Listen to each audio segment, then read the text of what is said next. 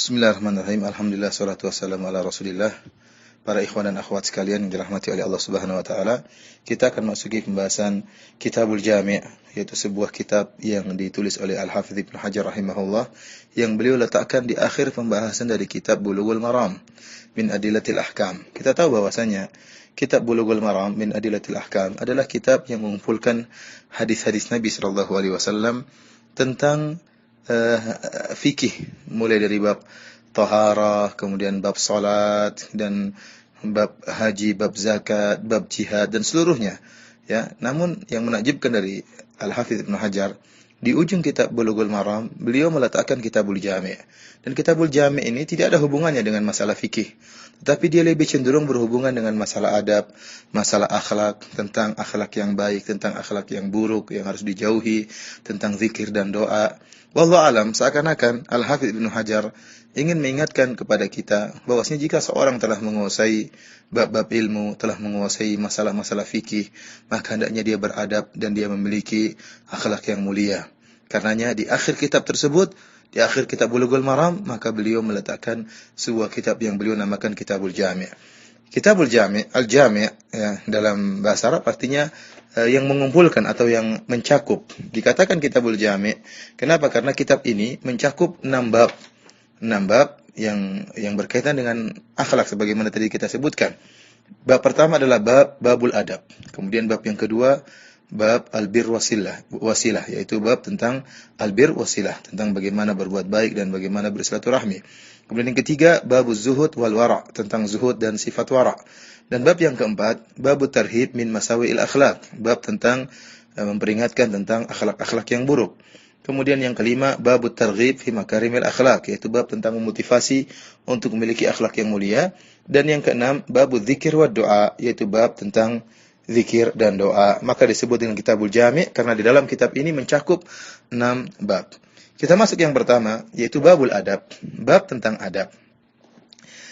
Yaitu maksudnya adalah bab ini mencakup hadis-hadis yang menjelaskan tentang adab-adab Islami dalam Islam, yang seorang muslim hendaknya berhias dengan akhlak perangai-perangai yang mulia tersebut.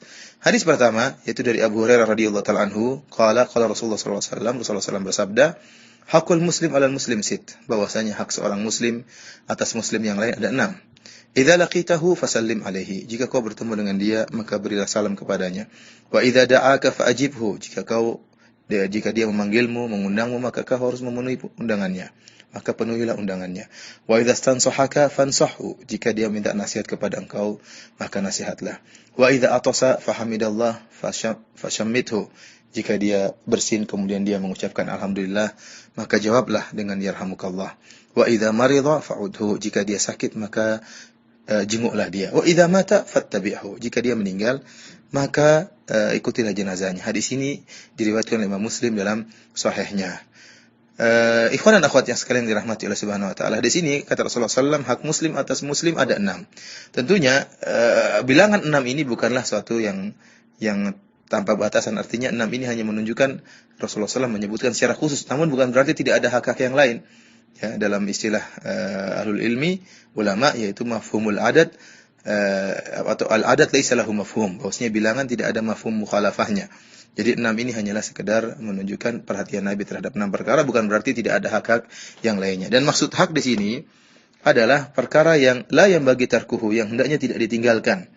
Bisa berarti perkara yang wajib, bisa perkara mustahab yang sangat ditekankan. Di dalam hadis ini mengumpulkan 6 hak. Hak yang pertama, jika engkau bertemu dengan seorang muslim, maka berilah salam kepada dia. Kita tahu di antara amalan yang sangat mulia adalah memberi salam, ya. Kata Nabi sallallahu alaihi wasallam, la tadkhulunal jannata hatta tu'minu wa la tu'minu hatta tahabbu. Kalian tidak akan masuk surga kecuali kalian beriman, dan kalian tidak akan beriman sampai kalian saling mencintai. Awal adulukum ala syai'in idza fa'altumuhu tahabbtum, maka aku tunjukkan kepada kalian tentang suatu perkara, jika kalian melakukannya kalian akan saling mencintai, yaitu afsus salam bainakum, sebarkanlah salam di antara kalian. Oleh karenanya di antara min afdhalil amal, di antara amalan yang paling mulia kata Nabi sallallahu alaihi wasallam, yaitu amut ta'am, memberi makan kepada fakir miskin. Kemudian assalamu ala man arafta wa man lam ta'rif, beri salam kepada orang yang kau kenal dan orang yang tidak kau kenal. Bahkan disebutkan di antara tanda-tanda hari kiamat, yaitu seorang hanya memberi salam kepada orang yang dia kenal. Salam merupakan amalan yang indah, mendoakan kepada sama muslim. Dengan kita menyebarkan salam, maka akan sering timbul cinta di antara kaum muslimin. Ukhuwah Islamiyah semakin kuat. Tentunya salam ini ada adab-adabnya. Nanti akan kita jelaskan dalam pertemuan-pertemuan berikutnya. Namun satu yang menakjubkan dalam hadis Abdullah bin Salam, salah seorang Yahudi yang masuk Islam kemudian menjadi sahabat, dia mengatakan awwal kalamin sami'tu minan Nabi sallallahu alaihi wasallam, ya ayuhan nas afshu salam bainakum. Dia mengatakan tatkala Rasulullah SAW masuk Madinah, pertama kali dia dengar dari kalimat Rasulullah SAW, Rasulullah SAW mengatakan, wahai manusia, wahai masyarakat, afsyus salam bainakum, tebarkanlah salam di antara kalian. Oleh karenanya, menyebar salam bukanlah perkara yang sepele, tapi perkara yang diperhatikan oleh Nabi SAW, bahkan di awal dakwah Nabi, Rasulullah SAW dengan menyebarkan salam. Demikianlah, kita akan lanjutkan dalam pertemuan berikutnya. Wallahu a'lam bishawab.